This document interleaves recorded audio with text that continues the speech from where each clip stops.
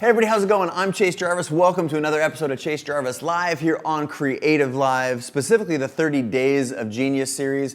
The 30 Days of Genius is where I sit down with creatives, entrepreneurs, and thought leaders and pull the stuff out of their brain that you want to know most about to help you live your dreams in career, hobby, and life. If you're new to this series, you can go to creativelive.com/30, the number 30 Days of Genius, and just click that blue button and you'll get one of these interviews in your inbox every day to give you that lift that you're looking for. My guest today is someone I've been very excited. I came all the way to New York to sit down with her. She is the author of 4 books. She's an entrepreneur. I say spirit junkie is one of the things that describes her, but I think Oprah said it best. She is a new breed of spiritual thought leader. My guest today is none other than Gabby Bernstein. Yay. Thank you so much.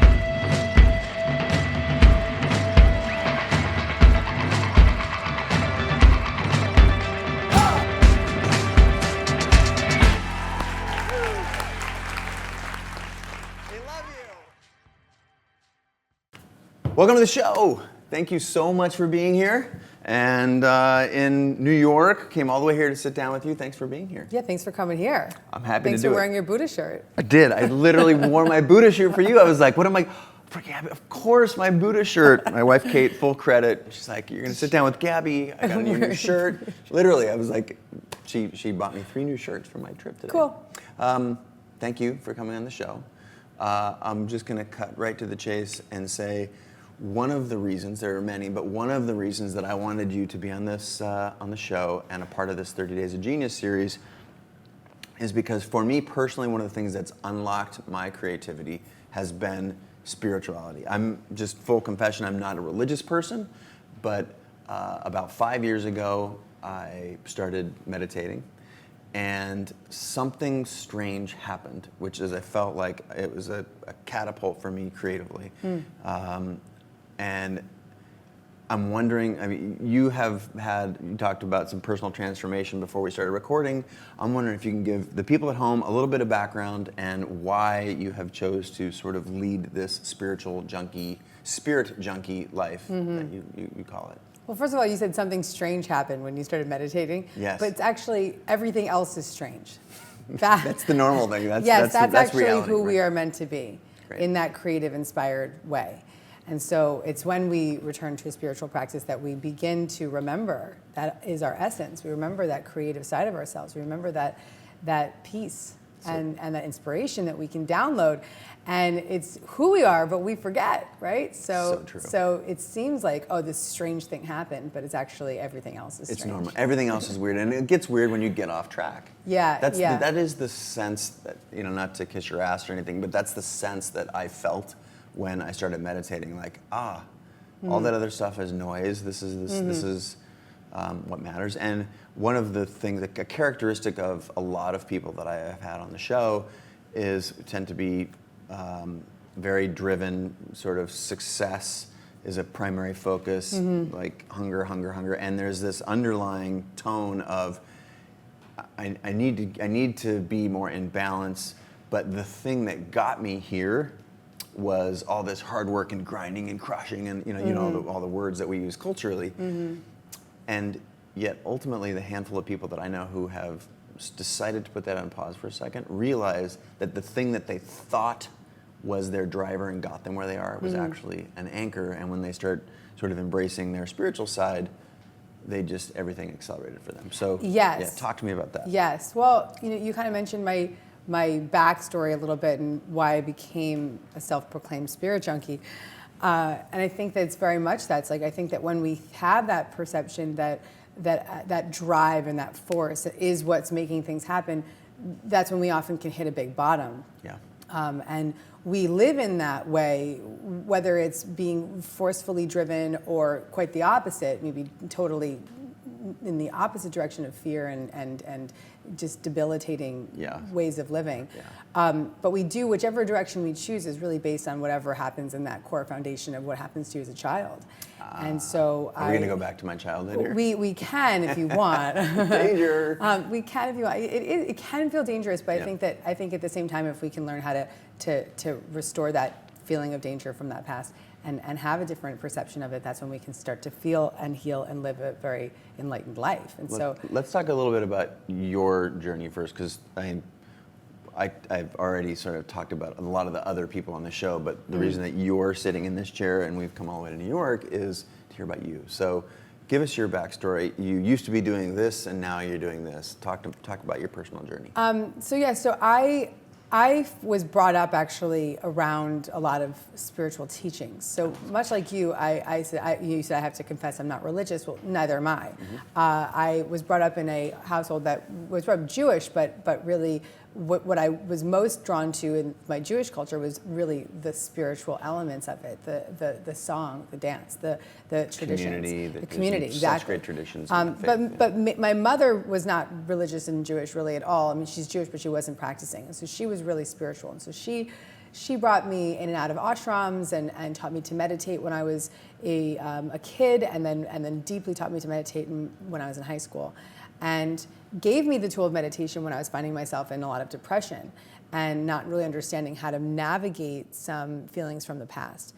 And really, just like I was saying earlier, the trauma that we may experience as children is something that may be as simple as someone telling you you're not good enough, or something as terrible as child abuse. Whatever that trauma is for a child, it dictates the path that you take in your life. And so we have these feelings of inadequacy, we have these feelings of discomfort, we have these feelings of not being good enough, we have these feelings of terror in some cases, and we don't know what to do with them. So some of us, we say, in my case, it was like, I'm going to achieve. That was the way I was gonna anesthetize the pain from my childhood, right? I'm going to achieve. And in that achieve mentality, I also went into very addictive patterns. And so by the time I was 21, I was highly achieving, running a PR business here in New York City, had never really had a job, just was like, I'm starting a company, and with my achieve mentality, had no problem doing that. Got clients, built up a business. But at the same time, that was an addictive pattern that also led into other addictive patterns, relationship issues, and then worst of all, drug and alcohol issues. And so by the time I was 25, I was like severely addicted to drugs. And so at that point, I had this higher awareness and this higher consciousness that there is a different way to live.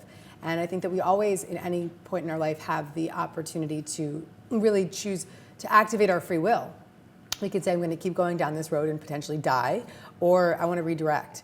And for me, no one really intervened. It wasn't like I had some big intervention, because my life was still working. I was still running my business. I still had my bills were being paid, but I was a high functioning drug addict at 25. And I hit a huge bottom, because ultimately my higher self spoke louder, thankfully, and really reminded me that this is not who I really am, and this is not the life I'm here to live. Was there a fear that in giving that up, that you would somehow give up the success and the achievement? Could you tie those things together? Not yet. I can get to that part of the story, actually. Okay, keep going. I interrupted. No, I think that it's a great question, because that does come up a little bit later, but I didn't actually give up the achieve thing.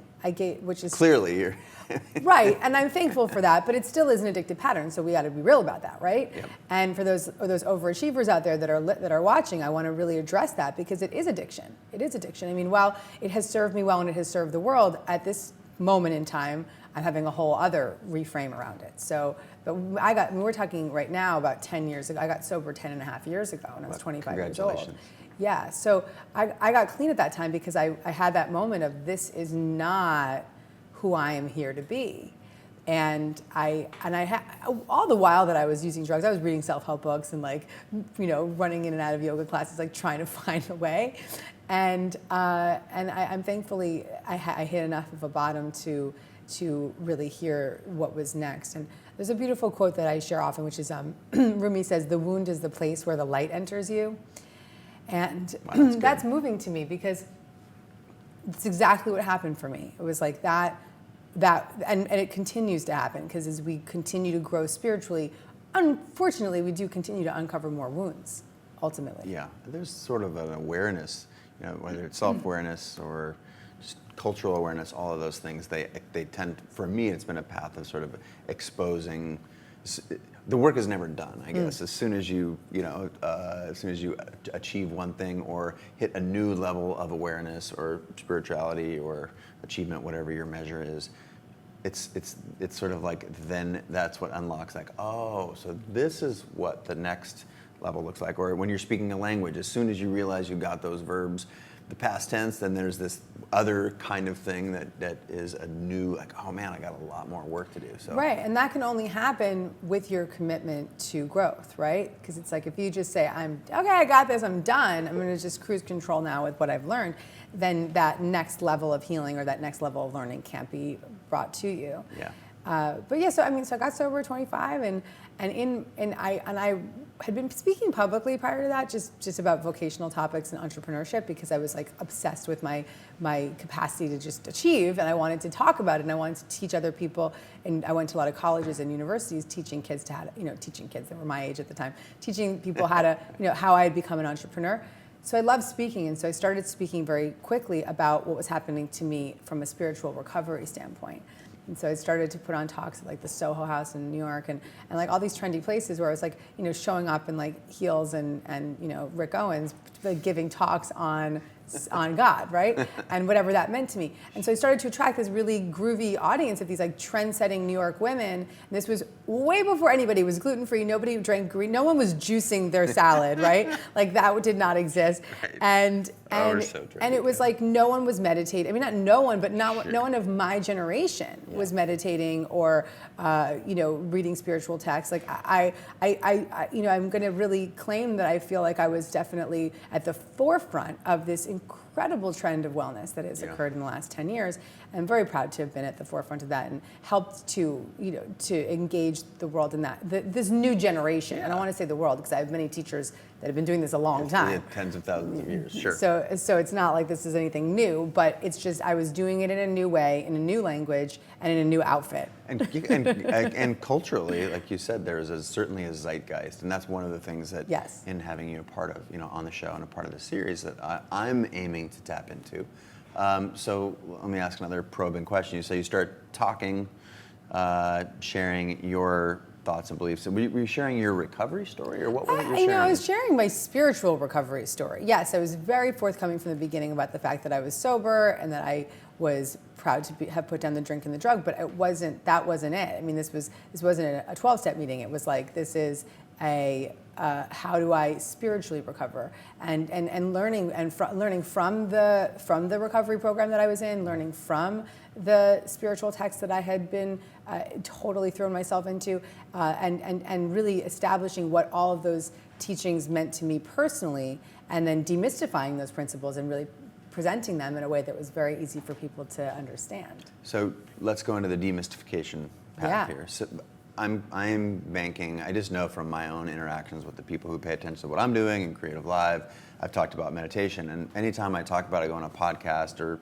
give a keynote or just at South by, and so many people are curious about my meditation practice. Mm-hmm. So I'm guessing that you can, why don't you try and put a bow on it, if you will, like what is happening, why now?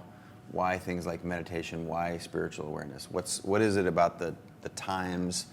Is it the millennial generation that's coming up trying to self-actualize? Why now? And what is the that we're talking about? I think we always needed meditation. I just think that we're so fried and our nervous systems are so screwed, to be brutally honest. Yeah. Just even the brain activity, the sitting here like this all day. I mean, it's so jarring to our nervous system, and it's so overwhelming, and it's the only way to survive these times is if you have a meditation practice. You can quote me on that. Wow. Yeah, that's the only way to survive. And so you will go mad if you don't. Let's talk about that. Okay, keep going down that path. And so the why now is because we're hitting our wit's end, basically. The culture has become so toxic. What is it about the culture that's toxic? And specifically, is it just meditation, or I'm guessing there's a whole host of things that you would, if you could prescribe, like, yeah, I'm going to help you. I'm going to give a prescription today. Yes, all right. Well, first of all, I mean, should I put my feet up? No. Put your feet up. Seriously, you can lie back. Don't worry, you're good. Yeah, there's my phone. Let your phone stay on the floor right now. Let's do that. This is probably, right there. that's part Boom. of the prescription. Drop Boom. that phone on the floor. Down on the floor. Yeah. Bad phone. I mean, I was in an Uber on my way here, and we're listening to the radio, and it's like, there was an interview about, like, all of the politicians saying all the things that they want to do to fight back ISIS, and then sort of I think it was like a military expert saying, like, that is so much worse than that is making things so much worse, because all of this, like, we're going to fight back, we're going to do this, we're going to detain, we're going to, all these different ideas that are being thrown around for political sake are just fueling fire to that demon, right? Yep. And so that sort of that is the overarching issue, right? It's like there is fear, chaos, and terror, which turns into terrorism. And whether that be like in the literal form of ISIS, or that be in the terrorism within your psyche, right? And so the more negativity that is thrown at it, the more flames are just thrown on that fire, right? More fuel on that fire. And so that sort of analogy of seeing how the politicians are just fueling the fire of the terrorists is the same way that we are as human beings, walking around just creating chaos with judgment, attack, separation, negativity on the internet, and just repurposing fear all day long. So we're all literally in this terrifying cycle of just chaos, negativity, fear, and the culmination of all of that drama, right? Yeah, it's heavy. It's extraordinarily heavy. Yeah. And I'm glad we're talking about it here, because, I mean, while this is the place to talk about CreativeLive and creativity and inspiration, we've got to get real about what's blocking it all. For sure. And I also revealed before we started recording that, like, one of the biggest accelerants for me was sort of trying to put down the thing that I believed got me there, and it was this hustle, the voice inside your head that's getting you up at 3 a.m. Brene Brown is a friend; she calls them gremlins. Ariana Huffington calls it the roommate that you hate, or something like that. That's great. I love that. Who's in your head at 3 or 4 a.m. when you get up to go to the bathroom and saying you're not good enough, you're not worthy, shame and all that kind of stuff. So. Let's agree, so we don't have to talk about death and destruction for too much longer. Like, it's real, but that voice that's in your head, let's just assume that it's cultural in nature and it's not our native state. Now switch over to the prescription side. Well, that's what today you were like, well, what do you want to prescribe? I said love, right? So love casts out all that fear. And when we make a commitment to restore our own internal condition to a loving perspective, to choose to see through a lens of love, to choose to react through a lens of love, to choose to experience ourselves through a lens of love. And that's what a spiritual practice is. If we make that commitment, then what happens is a ripple effect. It's really quantum physics, right? Your energy begins to vibrate at a different level, and then that begins to affect the people that you encounter. And so you vibrating at a creative, inspired, loving lens is what has allowed millions of people to find this CreativeLive company, right? When let's go to a very tactical level now, because we're talking like cultural. The thing that you're prescribing is love. Love is a very big concept. What does love and sort of spirituality look like in a very practical sense? We'll talk about it let's just use you as an example, because you know you probably better than anybody else. What does it look like in the morning, for example? It's like, okay, so I've written 5 books. The 5th book is coming out. I said 4 coming. 4 books, but the 5th is on the way. So 5 are written and almost in print. And I have dedicated my life to really demystifying and creating easy to manage content. So I could literally sit here for the next 5 hours and give you tools and tools and tools. But let's give it. We'll send people to your site actually to do that. Most important. Let me just give you the most important ones. Let's talk about what it is that. First and foremost, what is it that we're doing when we're on a spiritual path? What we're doing is we're unlearning all the fear and the chaos, and we're remembering the love of who we are. And that's kind of what we were talking about when you and I first began, which is that you said, oh, it's so weird, this crazy thing happened when I was meditating, I felt so inspired. No, you're actually just remembering that that's who you are. You think it's crazy because You've identified, we've all identified so closely with the chaos. We believe we are the chaos. We believe we are the trauma. We believe we are the stories from the past. And I'm not going to lie, it's a lot of work to reorganize those belief systems. Yeah. I don't want to use the word work. It's commitment and conviction. Like, we can't look at it as work. We have to see it as a committed path. And it can't be something that you dabble in. And it can't be that, I've got this casual meditation practice, like sometimes I pray. It's like, it's got to be every day. And I say that, and while I may seem like this like sweet woman, I am a fierce preacher of this principle, which is that it can't be something that we dip in and out of. Because in order to really reorganize and reframe and establish a new way of being, a new energy, a new belief system, a new consciousness, and a new purpose, we had to stay committed to reorganizing all the stories that we chose to believe in the first place. What I love about, actually, first of all, thank you for having a point of view and having a strong point of view. You're known for that. But also when I started meditating, I think this is what helped me was just doing something instead of nothing every day. And they're encouraged at TM, for those of you who don't know, TM means Transcendental Meditation. They prescribe 20 minutes in the morning and 20 minutes in the evening. And at first, I went through the class, the training, if you will, and it's like, wow. I practice TM too. Yeah, okay, 20 minutes feels like a super long time. And I'll say this morning, I only got 12 minutes. It's great, it's fantastic. Because that's how much time I had. But it's brilliant that you did it. Yeah, and the fact that, I had to wake up at 6:15 in the morning, and that... Even 5 minutes. Yeah, literally, that's my point, is like, what you're preaching is not that you have to do 20 minutes in the morning and 20 minutes in the evening, or do nothing, because it's all or nothing. You have to do something. Do something, that's yeah, the thing. And I think I'm preaching two different things. So one thing is that my belief system is to experience true change, you got to commit and you got to do the work, right? And I really want to keep staying away from the word work. I want to say, like, you got to be on the path. Okay. And I say that because how else are you going to reorganize decades of crap? Yeah. How else are you going to relearn and remember something new? I mean, in some way, shape, or form, we've all experienced some kind of trauma. I'm actually diving very deep into the topic of trauma right now. And so we all have it in some way, whether it be horrific or just something simple, like a teacher telling you you're stupid when you're 7, right? It affects us. And so and that oftentimes gets locked in our physical being. And sure, you carry that around on your body. Absolutely. I mean, I've had TMJ for 30 years, and only now am I addressing traumas that I wasn't even aware of from when I was a kid, and it's now coming to a head that I know I will be able to release this through that healing, right? Yeah.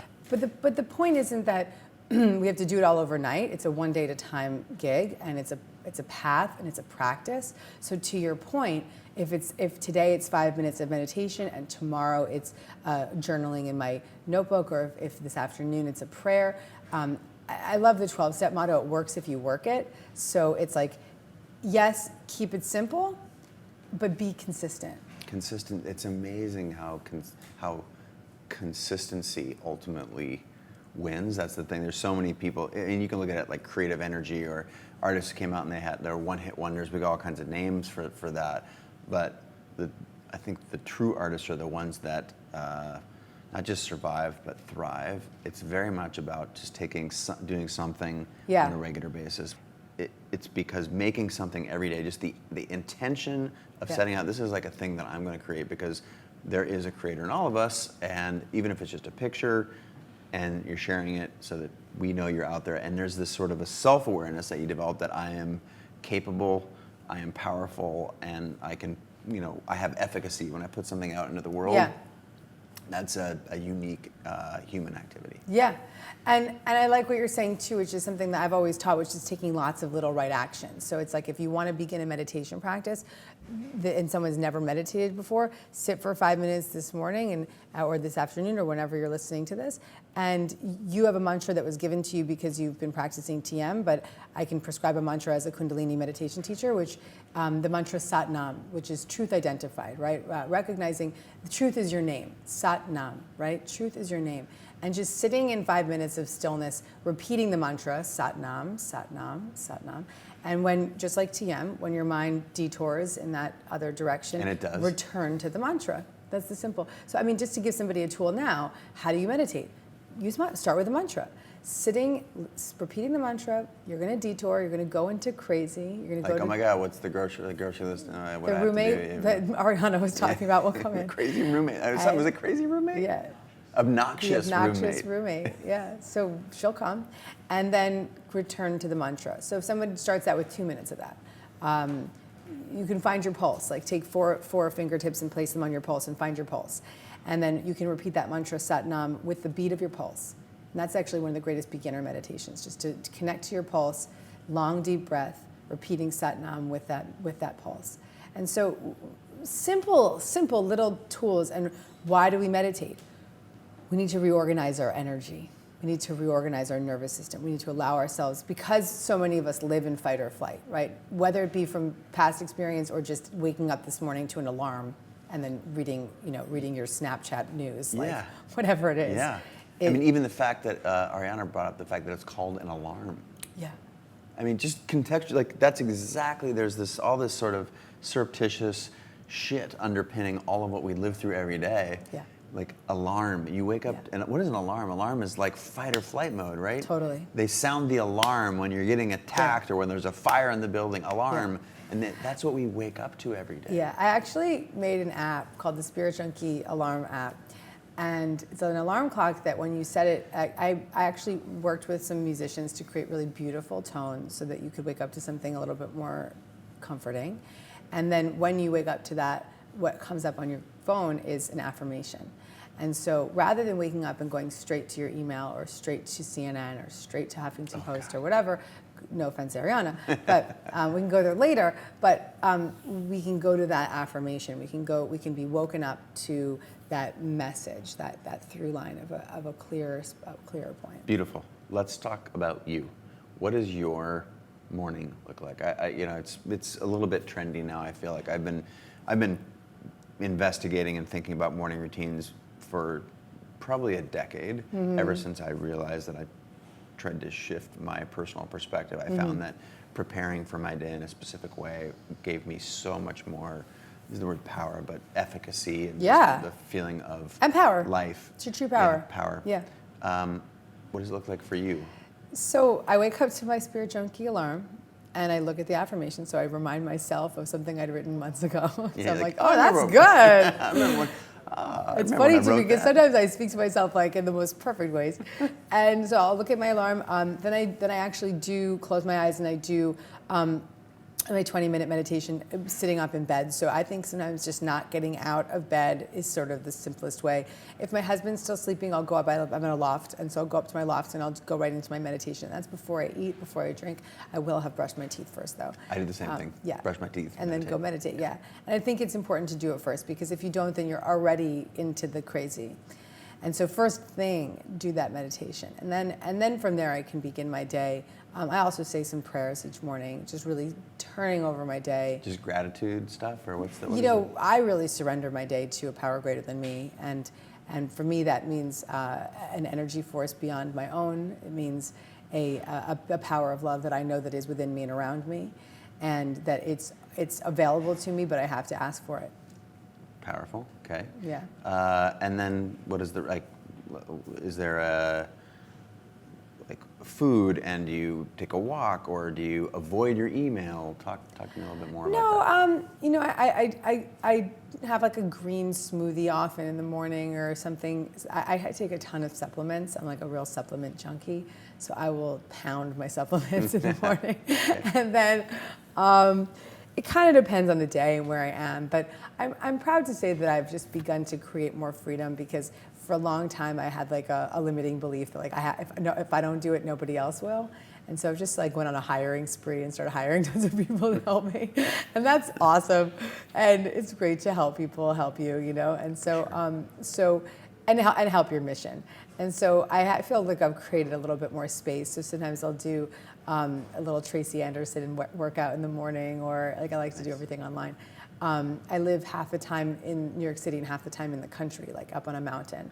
And so when I'm in the country, I will be in nature at some point in the day, whether it be taking a walk down my driveway, which is a mile long, and back, which is 2 miles, or if it's just going for a hike in the woods or something like that. So being in nature has changed my life. My house was really like one of the greatest blessings that was given to me. I was trying to manifest an apartment in New York City, and the universe had a better plan for me, and we wound up buying a house in the country.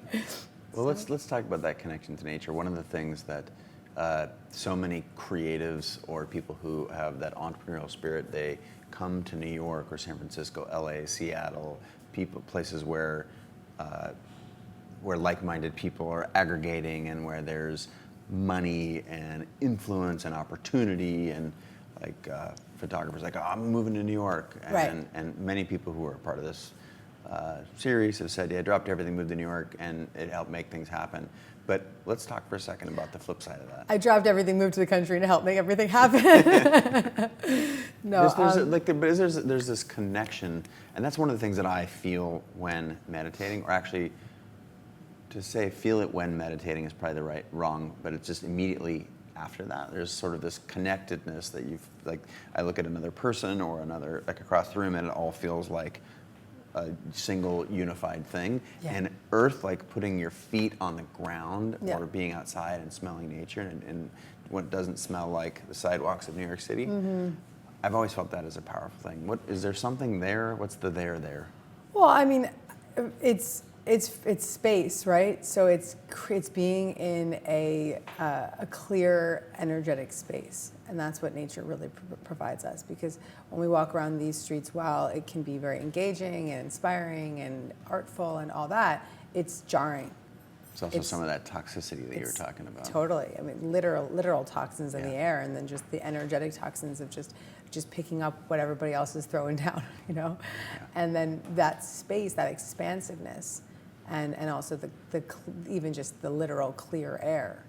One of the things that you've talked about, I've watched a lot of your videos online. You talk also a lot about the daily practice, but also that we're real, we're human, we're fallible, we sort of fall off the wagon. And one of the things that I've noticed in my friends, that there's this judgment like, oh, I'm a bad person, I can't stick with this practice. Yeah. So I think it's very real to know that the people who are out there are trying to start this thing, that it's not like an overnight thing, it doesn't have to be. So how do we avoid, if we're saying we need to do this every day and then we're realizing that we're human, what's the self-talk that's that we why I need was saying to have? that I think that there's two sides to my preacher conviction, because one side of it is that I'm in that place of conviction, the only way that we can reorganize is through this, and I do believe that, 100%. But I also don't want it to become a reason for you to judge yourself, because then that just, again, throws fuel to that fire that's going on all day long. Sure. And so that's where the simplicity of a practice comes in, keeping it simple, making a commitment to do one thing every day. I mean, right now people are watching these videos. Make the commitment to watch one of these videos for the next 30 days. That can literally change the neural pathways of your brain, because you're repeating new behavior every single day. Yes. And so that repetition of new behavior is what creates that long-term change. And so I am much more interested in someone that's done something for 1 minute a day than someone that's gone to 11-day silent retreat and then just went off and drank for a month and then came back and did the 20 days of this. You know what I mean? It's it's the consistency that really blows my mind. And so that consistency actually just really stems from willingness. And so I think the most important quality of a spiritual student is someone who is willing to grow. The willingness, the openness, being able to receive. Talk to me about your beliefs tying creativity to the work that you do. Does creativity come out of that, or does it allow you to be more open? Or I talk about two different groups.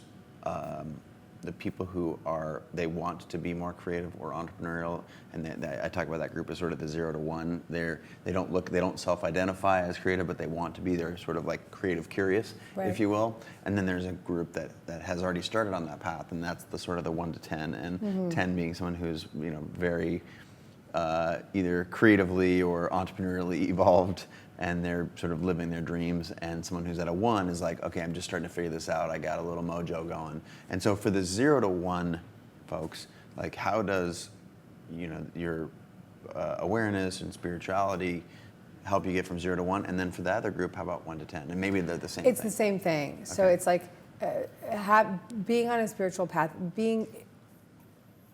spirit is, inspired is in spirit. So being on a spiritual path means that we are engaging in spirit daily, and that is what is inspiring. And so what does it mean to be a spiritual person? It means that you're stepping back and receiving and clearing whatever that channel that you believe in, whether it's the artist, the photographer, the writer. In my case, my art is I'm a speaker.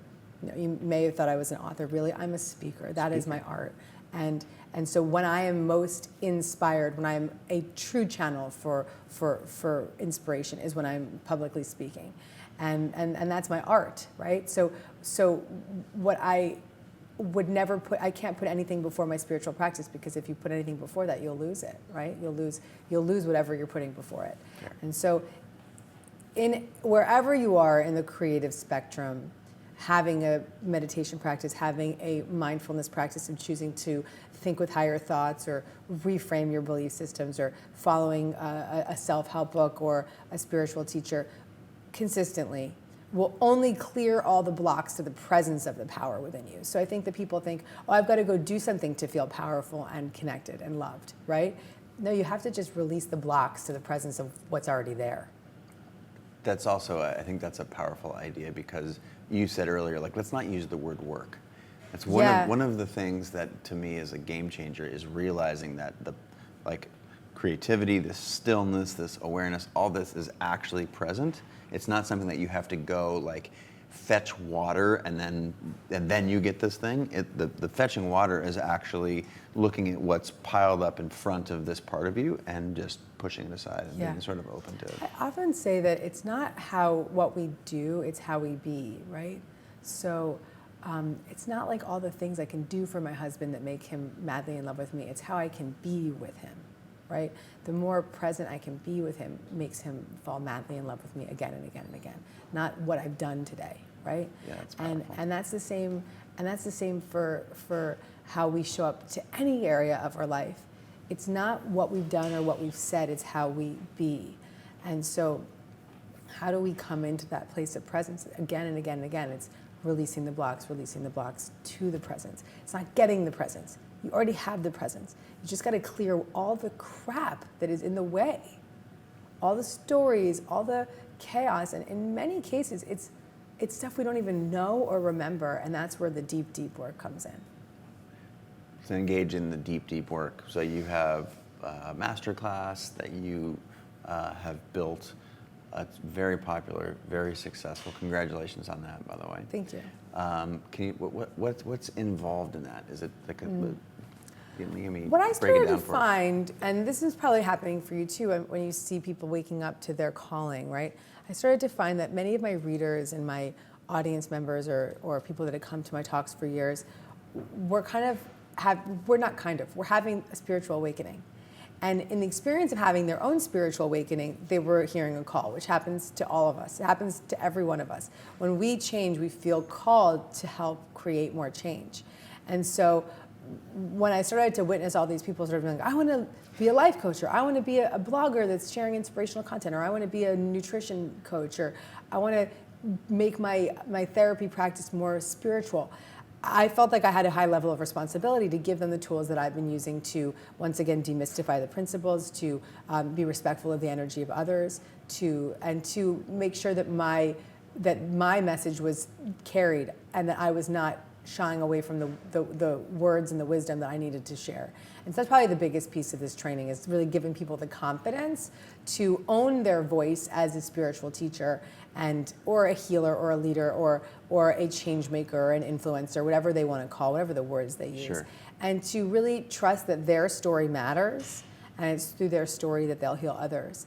And so that's been the primary intention, is to create teachers, is to empower people who have had an experience of awakening to wake up even more so they can wake up others. a big theme, if you will, for people who've sat opposite me on this show is this intuition, and whether it's the flashlight idea that it's always inside you and you just have to like shine the light on it. I don't know what the right metaphor is. You're way that was better. A good one. That was all right. But talk to me about intuition. The best things that have ever happened to me were often done in the face of a lot of naysayers. I mean, even my desire to pursue a career as a professional artist, as a photographer early on it was met with a bunch of resistance inside of me, resistance from the world, like, oh my gosh, there's a reason they call them starving artists, because you're not going to make any money, you're not going to, like, what is that? That's not fulfillment, that's not something that's respected by society. And there's so many people out there that are trapped in that cycle of what other people want for them. Right. And what's really powerful inside you is this intuition, and I knew that was my particular calling. What advice would you give to people that are in conflict around that stuff? So, intuition is, again, just like we were saying before, what's up for us. It's who we are. And we block our intuition with the thoughts of what the world tells us to do, what's logical, thoughts like it's, how can I be an artist because I'm not going to have any money, or whatever those stories are that we've been trained to believe in. And so the way that we really uncover and unearth that presence of our intuition, it sounds like a broken record, but it's the truth, is through a daily sadhana, through a daily practice. And so it's a daily practice of reprogramming those thoughts, a daily practice of stilling your mind, a daily practice of intention setting, prayer, whatever you want to call it, and being in constant contact with the voice of your highest self. The voice of your intuition comes from the voice of your highest self versus the voice of your ego, which is that fear voice that says, that's too good to be true. You can know the difference between your intuition and your ego because your ego has an agenda. Your ego is like, no, it's this way or that way, or it's got judgment, it's got separation, and it's doubt, right? There's doubt and attack. The voice of your intuition Creatives doubting? Oh, never. Never. But the voice of your intuition may not necessarily sound logical at times. It might not always sound logical. Oh my God, I have so many. Is it the apartment in New York? You said you wanted to have an apartment in New York. Totally. I mean, we were searching and hunting for apartment in New York City to build a family and have a home. And it was just every single day it was going against my intuition. It just felt wrong. It felt like a struggle. It but felt you're like supposed to want to be in New York because that's where everything's happening. Exactly. Or I didn't know where else I was supposed to be. And then it was when actually we spent 9 months, God bless my broker, just pounding the pavement trying to find this like dream apartment in New York City during the worst time to look ever. It was like the craziest market ever. And finally, my husband and I came home, and his mantra was, this is unfun, this is unfun, this is unfun. I was like, yeah, this really sucks. And so I said to him, let's pray. Let's pray. And so we just said a prayer at dinner, and I said, let's open up to creative solutions. And within an hour, I started to engage in a conversation with him about how we always thought that we would, have a home in the city and have a home in the country, and that was like a balance that we really longed for. And I said, well, why don't we just do the opposite? Why don't we rent in the city and look what's available to buy in the country? It was just sort of this inspired idea, but that inspired idea of intuition could only come through when I said that prayer, because I teach a metaphysical text, and it says that prayer is the medium of miracles. And so through prayer, we can reorganize. Through prayer, and we can say intentions. Yeah, prayer is a loaded word. So intention setting, redirecting, choosing love, right? Reorganizing your thoughts. When you can intend to see with the lens of love, which is our word today, you can reorganize. Everything gets changed. So a prayer or an intention can be, and this is perfect for you because did you hear what the prayer was? Oh yeah. I'm seeking creative solutions, right? Yes. I mean, Like, look where we are. Yep. Let that be your mantra. If you just say that to yourself once a day, your spiritual path has begun. And I'm seeking creative solutions. And that is why I have a magical home in the country and a great rental in the city. Well done, you did a great job. I think that's the perfect. Save myself a lot of money. Right, yeah, you saved millions in the process. Yes. So let's go to you a little bit. What is something about you that most people don't know that if they found out they would be surprised? I'm still struggling. Yeah, I still suffer. And that is very courageous of you to share. Yeah. I'm proud to say it because I think that the reason I'm a good teacher is because I'm willing to share my suffering. I mentioned earlier, Brene Brown, good friend, really helped me understand a lot about vulnerability, and it helped me as a artist, it helped me as a husband, as a friend, and I just in acknowledging like, wow, this is hard, this is painful, and I'm classic, like, but if you spend too much time thinking about the shitty stuff, there's work to be done. I mean, you know, I'm very much a fixer, but just to be able to sit down sometimes and say, wow, this is hard, or I'm, in your case, like you just said, I'm suffering. Is there power in that? Oh my God, so much power. When you get when she laughs at me when I ask a question, you know it's absurd. No, that's not absurd at all. I think that people actually think that acknowledging your suffering is powerlessness, and in fact, it's where your true power lies. Is just acknowledging that everyone suffers. Like, you know, really, we're all suffering. Being alive and being in the human form at this time is just suffering, right? But that doesn't have to be a daily suffer, that there's light at the end of that. And so witnessing the struggle, and this is a lot of what Eckhart Tolle says, you know, witness the thinker, and in that witnessing of that struggle, witnessing that chaos, that's when that freedom begins to set in. And so our work is not to dwell in the victim of being the sufferer. Our goal is to say, I see it, I'm in it, and I'm going to say every single day, what can I do to transform this? That was magic. Another sort of one-liner is, a lot of people talk about, what would you tell your, you know, here you are, what would you tell your 18-year-old self, or your 25-year-old, 20-year-old self, whatever, what would you tell your yesterday self? What's advice you would give to Gabby Bernstein of You yesterday? are safe. You're safe. Why safe? I think when in my case, I made a deeper commitment this year to clear more and know more. And does it feel unsafe? It's scary, yeah. But at the same time, it's that higher self that is absolutely prepared. The only reason I'm able to know more and heal more is because of how much great work I've done to create a foundation that is safe. Beautiful. One of the things I see in people who are, you know, inspired by the show or tuning in to get some wisdom is that they don't know what their creative calling is. You said, my art is speaking. How did you know what your art was? So I was asked to speak at FIT, I think was the first talk I ever gave. And it was like I was asked to speak at like a entrepreneurial class. What is FIT? The Fashion Institute of Technology. Okay. And I think that my office, I was 21, my office was like across the street, and one of my interns was in the marketing class, and she said, oh, can you come and speak to my class? And I went, and I was like wearing like red cowboy boots and like a blazer and jeans, and I was just like a dirty t-shirt underneath, and I was like, you know, a 21-year-old kid. These kids were probably like 18, you know, so like they're me. A wise one, come speak to us. And I just started sharing my entrepreneurial story, which at the time was my inspirational story. I didn't have the depth of who I am today, but that was what it was.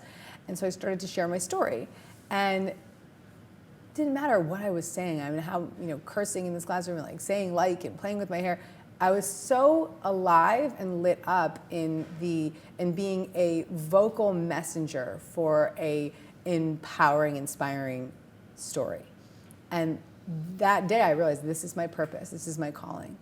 And even though I was still dabbling in drugs and alcohol and partying, whatever, I knew that I had found my calling. And so we all have different unique creative ways of expressing our truth, expressing ourselves. For you, it was behind the camera, and now it's this, and for many people it's writing. And so for me, you know, it's kind of writing, but it's really speaking, because that is how I believe I am meant to be used as a messenger and as a vehicle. Is there a piece of art or what's a piece of art or a piece of inspiration that's moved you recently? Oh, what a nice question. You know, I think that the backdrop of nature that's outside the window is my home is like windows. the windows of my home is what's the most inspiring to me. Because what happens around like 6 o'clock right now, because the daylight savings has just happened, it's around 7 o'clock. Yeah. So the sun sets over here, but I have this whole view of the woods. I'm on top of a mountain. Bread Mountain is where I live, and it's overlooking this beautiful these greens, and I see the sun, sort of like that golden sun, start to come up as the sun is setting over here, but the golden light comes up here, and it's like it's the hippest art you've ever seen, and like no Instagram could possibly capture what's happening at my house at that time. There's a reason they call it magic hour. It's the magic hour. Right. What am I not asking that I should for the people who are on the other end of this interview, listening or watching right now? You're asking so many good I'm questions. pretty good. You're pretty damn good, man. I don't know if there's anything that you've left out. No, there's got to be something. Like you've done a million of these things, and surely I'm a student of you and your work, but what? Well, we're talking to creatives, right? So let's talk about like the benefits of what a spiritual practice will bring to being creative, right? So I'm the cheerleader for Preach. Meditation. Go, sister. So when we talk about a spiritual practice, just to reiterate, there's books and books and books you could read on these topics, but the simplicity is prayer, we can call it intention here, and meditation. One prayer I've given everybody today is the prayer of I choose to see creative possibilities. I'm looking for creative possibilities. And then the meditation practice, we can use our Satnam mantra. Just so that they know, okay, how do I begin my practice? Just that in itself can set you up. But what are the benefits? So you clear the space to receive. A lot of people think that they have to be inspiration is in spirit, like you said earlier. You walk around looking for inspiration. Or people are getting high to get inspired, or they're, doing crazy things to get inspired. When true inspiration can come in that step back and receive, right? So some of the greatest artists are meditators. Like the Beatles were like TM was their thing, right? Yes. And so being able to almost step away from the crazy and be receptive is what allows that creative process to unfold. It's a huge benefit. Another thing I think is a little practical and spiritual at the same time, but just that sort of F it, let's go mentality. I'm a student of Kundalini Yoga and meditation. Yogi Bhajan, who is the Kundalini master, said, had a beautiful sutra, which is, when the time is on you, start, and the pressure will be off. And so what does that mean to me is that like, just do it, right? You're feeling like, I don't know where to start, I don't know how to begin. Just do it. I love how you say, go do something creative with love today. Go take a photo. Go do that. Just be in the action, and that clears space for the creativity to unfold. And so, because we have millions of reasons for blocking, and some of the other benefits, is that you can stay in that consistent energy of creativity, and you can tap into it whenever you want. And I think people get confused by this, but I can say with conviction as a speaker, when I tune in before a talk, which means prayer, meditation, clearing the energy, get in the zone, not drinking caffeine, like whatever it is that I have to do to just be in that field, I can always get in. I will never not get in. And so yes, there'll be distractions, or some audiences won't be the same, but I can always land in that zone. And that's that knowing of how to find that inspiration anywhere, anytime becomes available to you. That's part of the most people don't understand the difference between someone who takes pictures, or is a director, or is just like any creative profession where you're actually like creativity on demand. And as a professional, no one cares. Like if you stayed out late last night, or if you're getting well paid to solve huge creative problems for someone that you've agreed to work with, they don't care. It's like a professional golfer. If you have a bad day, you stay out late, and you shank one in the woods off the first tee, and 10 million people are watching, they don't care that you got in a fight with your best friend last night, because it's always on. And that act of having that at your disposal was really, really unlocked. I'm confirming what your point is here. It was really unlocked for me when I started practicing. There were times I would always go there, but it was often through sort of judgment and beating myself up, and just, you will push through, you're going to make this happen, and it was a painful way. There's nothing creative about that, right? For sure, and as soon as I sort of got out of my own way, and this stuff started flowing effortlessly, that I was able to hit a new level. So absolutely, I can guarantee that is a benefit of what you're suggesting. Yeah. Wow. List of benefits. We've already gone an hour, which I would like to handcuff you to this chair and keep you for another half hour, but I know your time is valuable, so I want to say thank you. Let's talk about where people can find you. GabbyBernstein.com. GabbyBernstein.com, and you're at Gabby Bernstein. Everywhere, I'm Gabby Bernstein. And how about the new Snapchat? Oh my God. I'm into it. It's so freakish. It's so fun and playful. It's playful, and I like it because the creativity that it brings is just because you can be sloppy, you can be you. You don't have to be perfect. Yes, and it's daily, it's lightweight, it's in the moment. I do love that too, dangerous. Thank you so much for being on the show. Thank you. I see why Oprah is very, Gabby Bernstein is the new spiritual leader. I'm grateful for your time today, and I know that the folks at home are going to go check you out. So have a great day. Bye, everybody. Thank you for tuning in. Check her out.